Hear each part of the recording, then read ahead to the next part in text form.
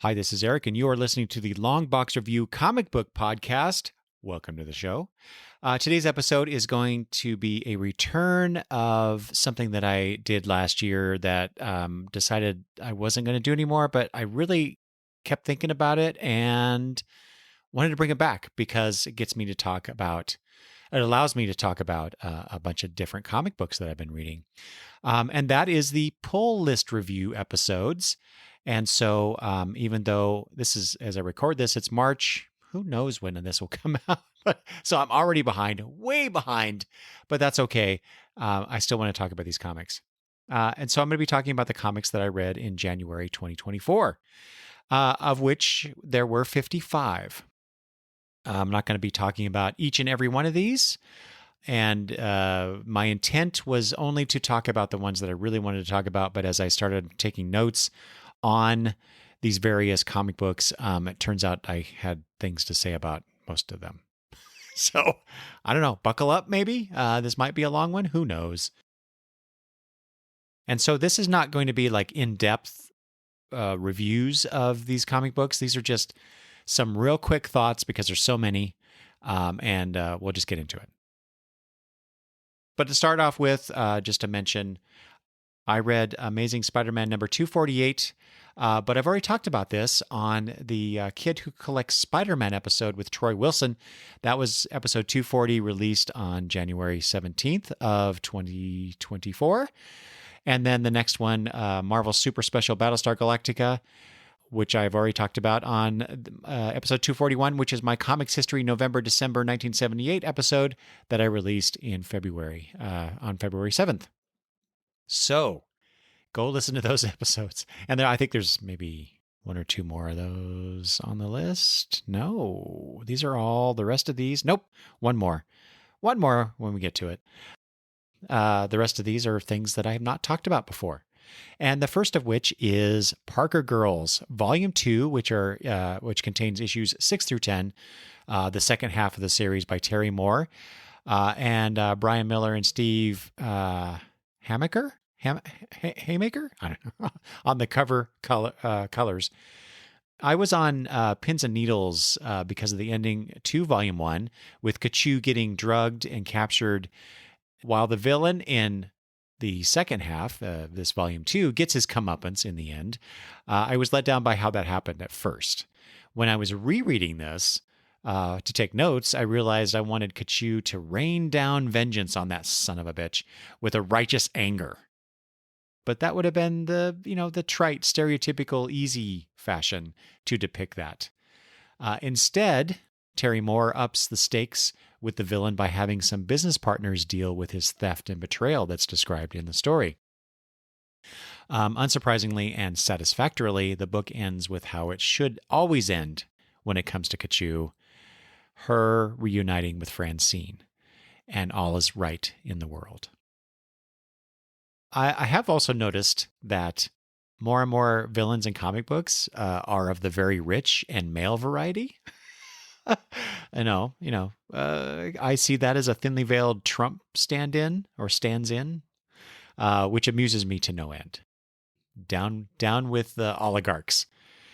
All right. Next up is New X-Men Volume 1.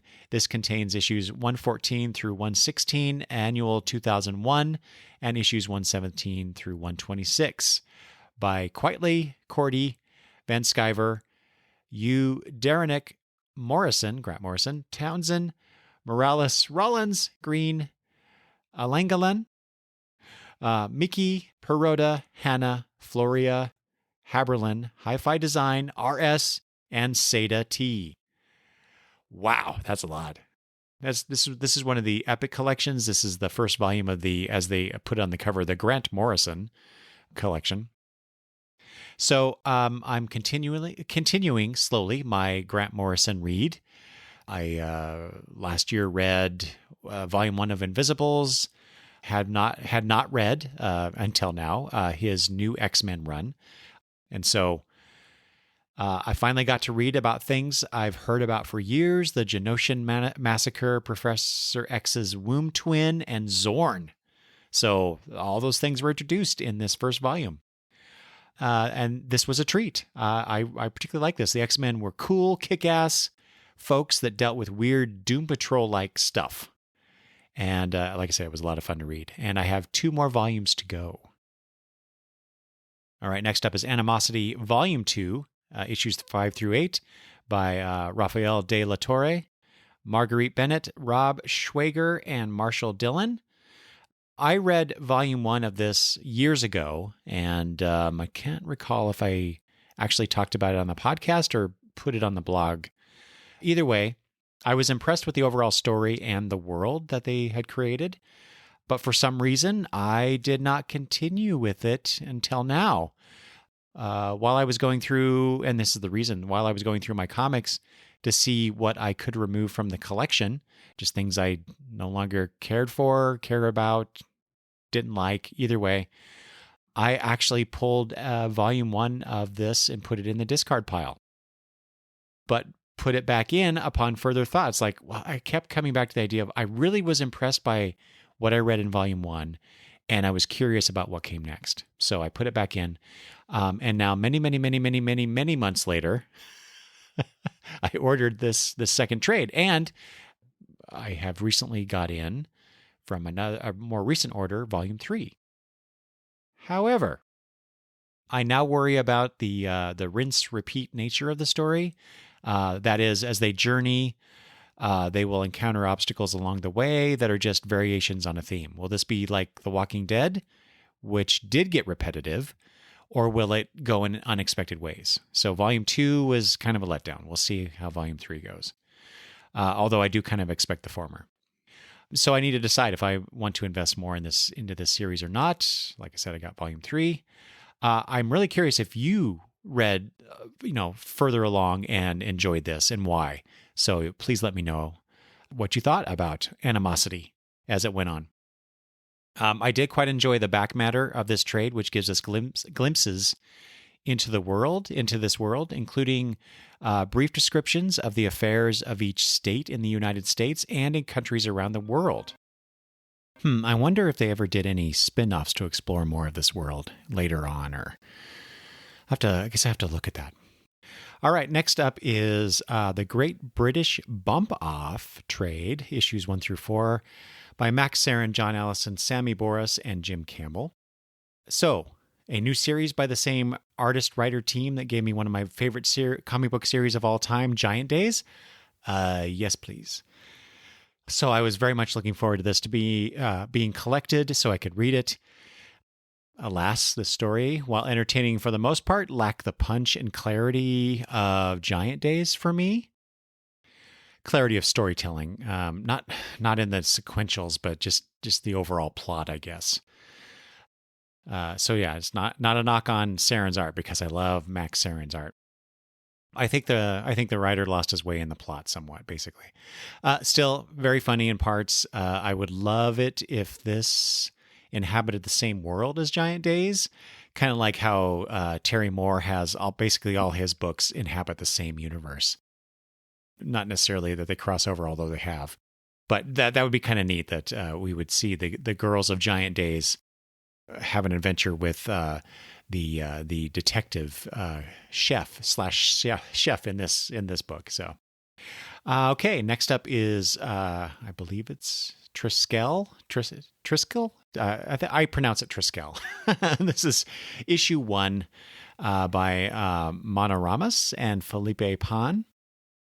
I saw this book solicited years ago. This is from Scout Comics, which at the time of this recording is having some issues if you are reading up on that. Anyway, I added it to my buy list, my buy when the trade is released list, because it had to do with Irish folklore, and I love the cover. It's like a crow skeleton / main character mashup cover thing. It's really cool. Only at the time, only the trade hadn't been released for nearly 2 years, and I decided that issue was still available. I could get it from DCBS, which I did. And also I was thinking that I could, just try it out and see if I wanted to buy the trade or buy the rest, because the trade, as I said, has never been solicited, and given the issues with Scout, now I'm thinking it won't be. And now watch, it'll be it'll be solicited next month. But anyway, I was figuring that no trade solicitation meant there was some issue with the quality of the book. But either way, I got the first issue, and I found the mystical quality of the story interesting, which was heightened by the expressive art. But the younger characters who were the main focus of the story didn't really capture my interest. I don't know. And the way they spoke sometimes was anachronistic to me. They spoke like kids do today, not in the time setting. I don't know. I realize that this is a fantasy setting, but it seems like it's set in our past, only with magical elements to it. Anyway, I didn't really care for it. If you're curious, as I was, a Triskele or triple spiral is, according to IrelandTravelGuides.com, this is just one of the sources I found, is said to be the oldest symbol of spirituality. Its name comes from the Greek words tri and skelos, which means 3 legs. It is an ancient symbol that has been associated with Celtic and pre-Celtic cultures, particularly those from the British Isles and parts of Western Europe. It's made up of 3 joining spirals, and I'm sure you've seen this all over the place. The 3 joining spirals, the ancient Irish believed that everything happens in batches of 3, or the third time's the charm, a belief that still exists today. The spirals are also said to symbolize the inner and outer worlds and the theme of birth, death, and rebirth, as well as the unity of mental, physical, and spiritual self.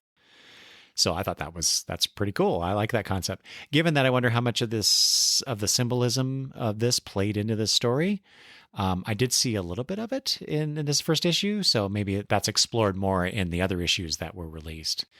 We'll see if I continue with this. I do remember that I could get all but one of the issues from either DCBS or another source, mycomicshop.com. So maybe if I expand my search a little bit, maybe I can find all of them. I just don't know if I want to do that because I'm trying to cut down on books, even though I read so many things. Next is Where the Body Was by Sean Phillips, Ed Brubaker, and Jacob Phillips, which, if you've listened to my podcast for any length of time, whenever I talk about the Phillips Brubaker collaborations, they put out stellar work, and this is no exception. It's a very intimate, small-town murder mystery with a lot of interesting, messy, lovely human beings all caught up in each other's stories and not realizing it, which is one of the things I love about how comic books can tell that kind of a story.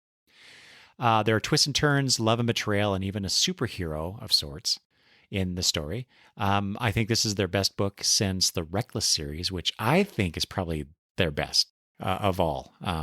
Maybe I should do like a ranking episode sometime and go over these, but highly recommended, just like any other Phillips Brubaker work. Once and Future Volume 5, the final volume of that series. This is issues 25 through 30 by Dan Mora, Kieran Gillen, Tamara Bonvillain, and Ed Dukeshire. I don't know. So this is the end of the literary saga of this series, and it started so well. I like the characters and the premise, which is basically the old stories of Great Britain have come to life with Merlin and a version of King Arthur. Then Beowulf shows up, Robin Hood eventually, more versions of King Arthur. So it's playing with story and myth and storytelling, and I love that kind of stuff. But that's kind of where by this 5th volume, I was starting to lose my interest a little bit. I wanted more of the grandma character Duncan, and especially Rose, who I became quite fond of in the first volume. And she's in it, she's all through this, but I wanted more of her and her background, her story, and whatnot. But that wasn't the point of the book. She does get a bit of a spotlight in this final volume, which was nice. But the latter stories overall seem to focus more on the fables, which, that's, like I said, that's one of the aspects I liked, but I just wanted more of those other characters instead of them always reacting to the fables, to the stories. So yeah, it was a bit of a rinse repeat plot wise otherwise, but no, not to the extent of some other things I've read. So Maybe they should have limited this to 3 volumes instead of 5. But either way, I quite enjoy this. I believe this is my first introduction to Dan Mora's art. And then, he just blew up and is doing all sorts of really cool stuff at DC Comics. So that was nice. What wasn't so nice was the item next on my list, The Futurians by Dave Cockrum, Patty, and Jim Novak. So I've been wanting to read this graphic novel for years because it's by Cockrum. And I finally pulled the trigger in the last few months to get an old copy. And then I was disappointed in what I read. I think this is an example of an artist who lacks certain skills in trying to tell a story, or maybe he was trying to do so much, but only had so many pages to do it. And it was just crammed full of things that were sort of half baked and not quite developed, and so many characters. So, maybe his reach, how's that go? Out. I don't know. It was too much. He was trying to do too much.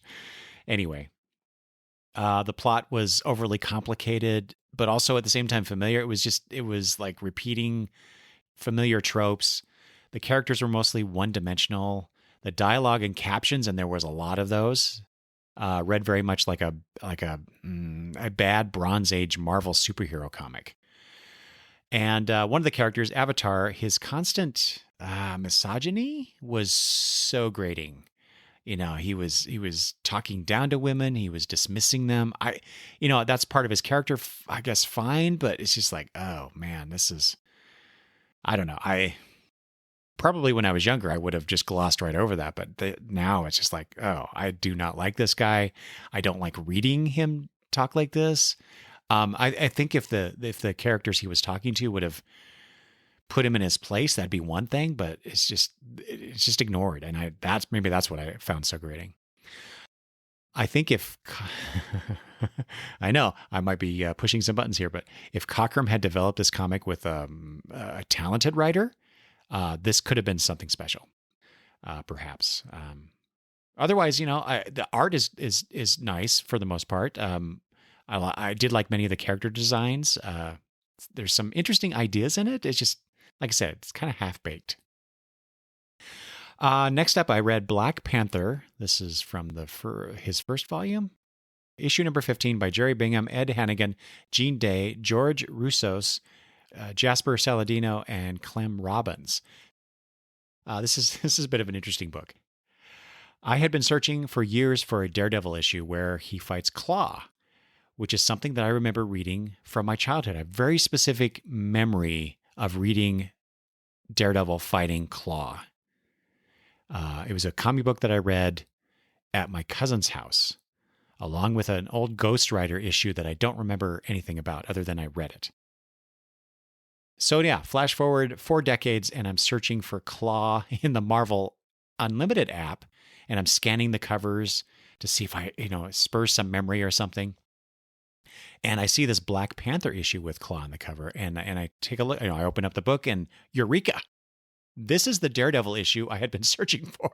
Apparently, in my foggy memory, confused Daredevil with Black Panther somehow. And so I was reading through it, and I did recognize scenes from that one time I read it so long ago. So this is the issue I'd been searching for. So anyway, yeah, it was enjoyable to read. A nice little romp through my comic book history. So it was a delight in that way. Like I said, this is from the first volume. It also happens to be the last issue of that volume, and then the story continued, I think, in Marvel Premiere or one of the Marvel anthology books or rotating anthology series. I don't know what it is, but I did read that. Did I read? No, I didn't read that next issue. I think I just kind of scanned it. One book I didn't scan, but I did read is Nightwing number 109 by Stephen Byrne, Tom Taylor, Adriano Lucas, and Wes Abbott. I have not been the biggest fan of the Nightwing as pirate storyline that we've been getting, but this is not a bad issue. I do appreciate that they wrap up a loose end with the Rick Grayson fiasco from a few years back, and I do really like the character of Beatrice Blood, or B, as Dick calls her. I think I missed something introduced in this arc, or maybe it was from last arc. I have a vague memory of something being mentioned about this, but it didn't loom large in my mind until this pirate storyline, which is namely Dick's anxiety about heights and him leaping. He's going through something, and but he's able to overcome it, so it's not debilitating, and it's barely addressed in it. So I'm not sure what this is all about. It seems like a distracting detail about what's going on with Dick, but I don't know. I don't know how it's going to wrap up or be addressed. But anyway, I'm glad we're moving on after this issue's finale to this arc. Batman Superman World's Finest number 22 by Dan Mora, Mark Waid, Tamara Bonvillain, and Steve Wands is the next one. It's the Return to Kingdom Come Part 3 story.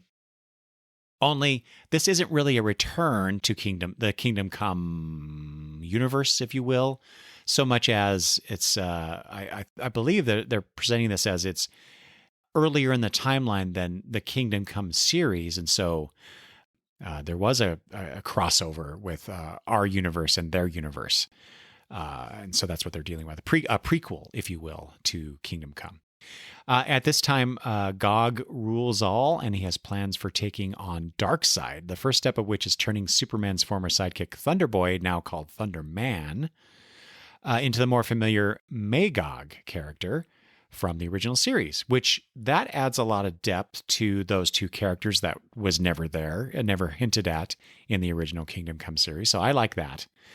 Along the way, we get to see slightly different versions of our familiar characters, which is something I always enjoy.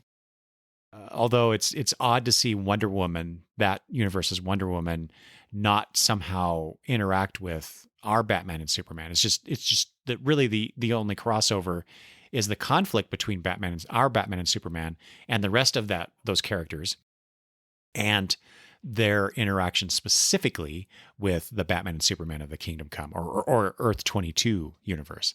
So it seemed like I get why you would want to limit it to just the Batman and Superman of both universes, but it just seems odd that given how much Wonder Woman plays a role in Kingdom Come that she didn't have a larger role. But at the same time, flip side, Wonder Woman hasn't really been, or has it all? I don't remember now. In 22 issues, have we seen Wonder Woman interact with Superman and Batman in the series? I don't think so. So maybe they're waiting on that introduction of Wonder Woman. I don't know.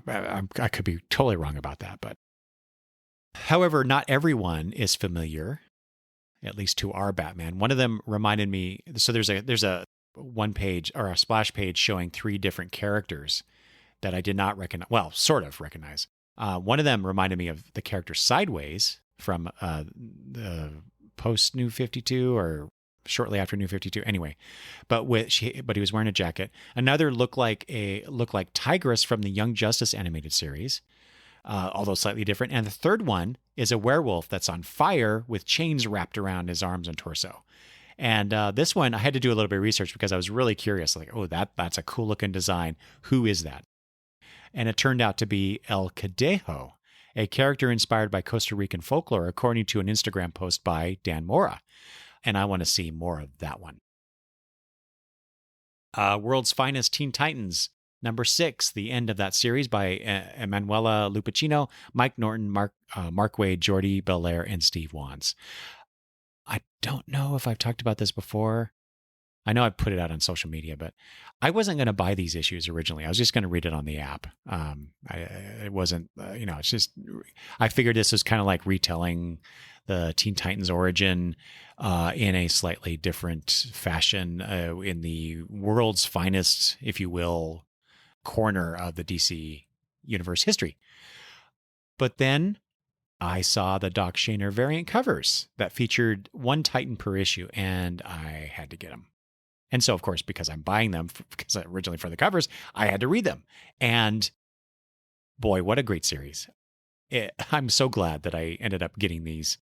I feel like it modernizes the Bronze Age era Titans and redefines the characters and their relationships. For example, Wonder Girl and Aqualad have a brief relationship together that that goes through some tumultuous things. There's some friction between Speedy and Robin, which that's not really a redefinition, but Speedy is a lot more pointed about it, if you will. Kid Flash is a lot more kind of not hero worshipy of Robin, but he definitely wants to be Robin's friend, I guess. And I think that's kind of reverse playing around with the idea that Dick Grayson and Wally West are best friends, which I don't think they ever really were shown that, even through the New Teen Titans era. I think that's something that came later and was kind of retconned into existence. But that's okay. I was fine with that. And then they also introduced Bumblebee as if not a founding member, an early member of the Teen Titans, which, she didn't come around until that second volume of when they brought back Teen Titans in the 70s. So that was nice to see. Oh, and then of course Mal Duncan is part of it as well. So we get a little bit of diversity and less white male characters involved. So I appreciated that. Anyway, it was a breath of fresh air when it comes to Titans comics. So once that trade is solicited, if you haven't read this or you don't have the app, check it out if you're a Titans fan, because I think you'll be pleasantly surprised at this. Another book I would have been, well, not surprised, but has been pleasant to read, is Wonder Woman #4 by Daniel Sampere, Tom King, Tomeo Morey, and Clayton Coles. Much like Dan Mora on Batman Superman or Greg Smallwood on Human Target, Sampere has been an utter surprise. Well, I guess there is a surprise here at how well he is at his craft. I didn't really read. I don't remember reading much of Sampere's work before this. I think he was on Dark Crisis, maybe. Anyway, this is such a beautiful book. As for the overall story, I'm liking the political nature of it and how Diana is responding to this. There's this character called the King of America. He's an interesting villain, but given how entrenched the character is apparently in the DCU, as shown here in these Wonder Woman issues, even though he's a new one, I'm hoping if someone else will play with this. Probably not. But it's an odd kind of thing because it recolors everything you thought you knew about DC, the DC universe, politics of the DC universe, that kind of thing. So it's like, this is, Tom King is always throwing out these interesting, fresh, not necessarily everything works, but I appreciate the attempt for sure. Anyway, this particular issue, #4, Diana fulfills a dying boy's wish despite the challenges that go along with it. This was very emotional, very poignant. There's this wonderful scene where the two of them talk, and it was just lovely. So I'm really looking forward to what comes next with this. I am reading this on the DCU app. I decided to not get the single issues, but I will definitely be getting the trade collections as they come out, as long as King and Sampere are on it for sure. Alan Scott, Green Lantern #3 by Kian Tormey, Tim Sheridan, Matt Herms, Chris Sotomayor, and Lucas Gattoni. This is a miniseries featuring my favorite and, if I may, the best Green Lantern, Alan Scott. Of course, I had to get it because of that. Instead of waiting, I wanted to show my love for Alan Scott. I love the retcon that Alan is a gay man and was a closeted gay man for much of his life, and dealing with that. In this series, he's dealing with that in the early days of his superheroing. A little bit of blackmail there from the FBI director in an earlier issue. He's uncomfortable being around a group of other superheroes, the JSAers, although I don't know that they're the Justice Society just yet. Maybe they're the All-Star Squadron. I don't remember now. But anyway, just seeing Alan deal with that, being, the Green Lantern and all that kind of stuff. And then there's also the introduction of this Red Lantern character, being retconned into existence. But that's interesting. And there's a direct tie there with Alan's past and one of his former lovers who died. I won't spoil it, but that's been really interesting to read as well. In this particular issue, #3, Alan teams up with the Spectre to track down the killer that Alan's been chasing in the first 2 issues. There's a wonderful scene between the two heroes where Spectre tells Ellen, if God himself didn't want you to love, then how could you? Amen. All right, back to Titans, number 6 by Travis Moore, Tom Taylor, Tamara Bonvillain, and Steve Wands. Remember what I said about the World's Finest Teen Titans book? Well, this series, despite the fact that it's written by the same guy whom I love on Nightwing and other things I've read of his, I felt was pretty much not up to par for a couple different reasons. I did not care for how Nicholas Scott draws the Titans in the earlier issues, because I think she tends to draw faces pretty much the same, no matter who it is, which is weird because her work on Wonder Woman Historia was so good. So I don't know. So in other words, I do prefer Travis Moore's work in this issue for the Titans. And despite how the Titans was supposed to be the new Justice League in the DC universe, it was kind of too bogged down in the Brother Eternity story. I did like how the Titans dipped their toes in environmentalism, but through Beast Boy, but the rest has been really just kind of uninspired superheroics. This issue, however, focused on Starfire, which was appropriate for the big reveal at the end, although that was another thing I did not care for. Just another weird retcon of Starfire's past, and I don't know. As you'll see next time I do a pull list review, there's a change in the Titans series that I'll talk about later. All right, next up is Radiant Black Volume 4. This features issues 19 through 24 by Marcelo Costa, Kyle Higgins, Eduardo Ferragato, Carlos Eduardo, Raul Angulo, Igor Monte, Rod Fernandez, and Becca Carey. So this collection features Nathan and Marshall sharing the Radiant powers, each one showing certain strengths as compared to the other with the powers. But the Radiant powers start glitching and they find out about a coming threat much worse than they've dealt with before in the previous 3 volumes. So they return to what's called existence there, where they communicate with the Radiant or some aspect of it or something. I'm not quite sure. Some truths are revealed in this encounter, and they are given an ultimatum by the end of this volume. Only one of them can possess the Radiant, and they must choose which of them will take it. And so I have to read volume 5 for that next thing. I really like how unconventional this series is at times. At first the lead character, but then his friend takes on is the Radiant, but then his friend takes on the role. That was unexpected. The continued sharing of powers, that's a little different than the usual superhero type thing. And there's a lot more stuff to it too. But Kyle Higgins can write a pretty interesting world, and I like that.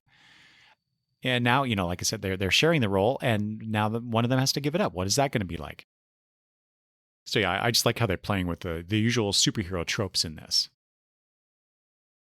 Here's that final book where I'm like, I'm not going to talk about it because it's Legion of Superheroes number 45, which is part of the Legion Project podcast in the feed. So at the time of this recording, that's not in the feed, but I'm sure it will be before this episode comes out for sure. So yeah, you'll have to tune in for that to see what Peter and I thought of that issue and other things related to Legion of Superhero comics at that time, at the same time that 45 came out. All right, Detective Comics 38 by so many people. I'm not even going to list them.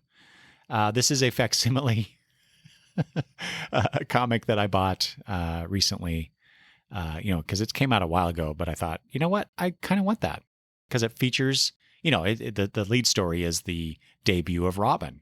And while I've read that story and other things like an old digest by DC Comics, I wanted to have that facsimile. Plus, I wanted to read all the other things.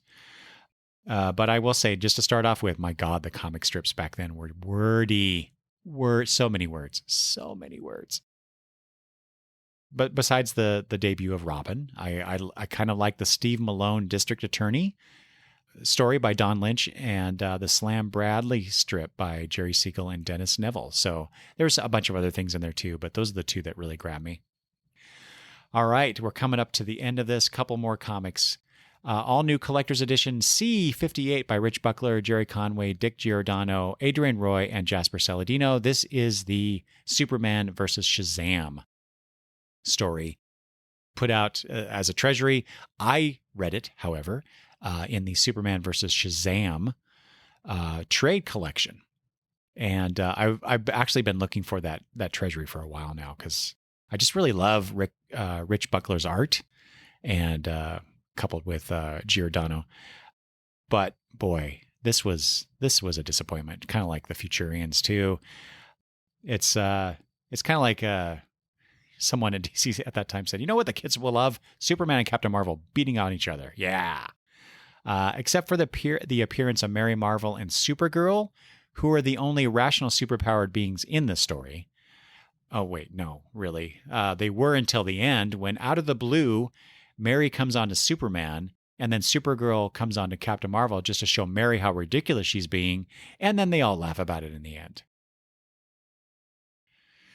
Yeah.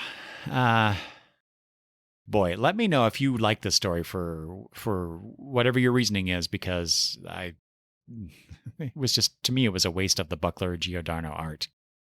So, oh well.